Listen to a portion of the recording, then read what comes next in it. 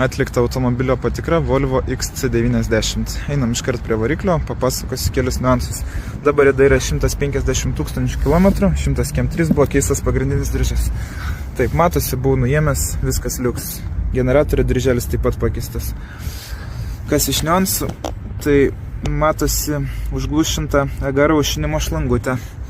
Tai vadinasi, agaras bus išprogramuotas, taip pat ir ten. Čia yra padavimas, ten grįžimas antifrizo. Kada būna išprogramuota, tai ir užsiglušinė aušinimas. Matosi per dangtelio tarpinę rasoja alyvą minimaliai, reikėtų pasikeisti. Šiai aišku per kamerą dabar jums neparodysiu, nes neturiu prožektorio po ranką, palikau kieme. Bet nieko tokio. Daugiau, kas liečia variklį, rimtų itin problemų nėra. Kėbulas turi rudelę mažą, čia pakeltas šašiukas. Matosi, čia vat dažai trūkia. Jau pabiški lūpas ir kelia rudelę, matyt, čia druskų užeina žiemą. Ir biški jau pakėlė.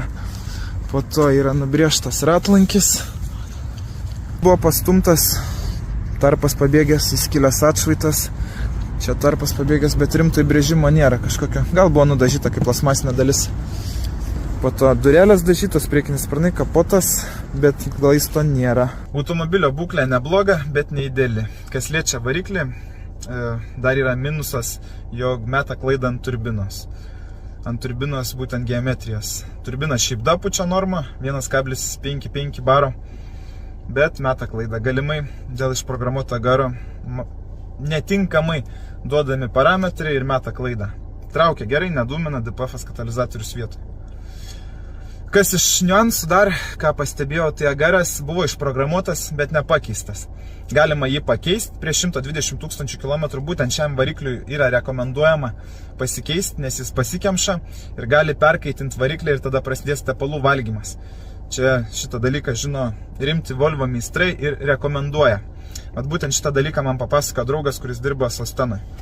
Su juo daug bendraujam, kalbam apie tuos modelius visus, kokias turi lygas, nes jis ten grinai meistrų dirba, tai va įdomu jo pasiklausyti. Tai va linkėjimai dariu. Reikia derintis kainą, kol kas numušom 1000 eurų, tai kaip ir galbūt galima bus pirkti. Bus matyti, ką klientas reaguos į visus tos trūkumus, žiūrėsim. Aišku, visada galima surasti geriau, bet kiek tai kainuos energijos, tiek žinių, gerų jums pirkinių.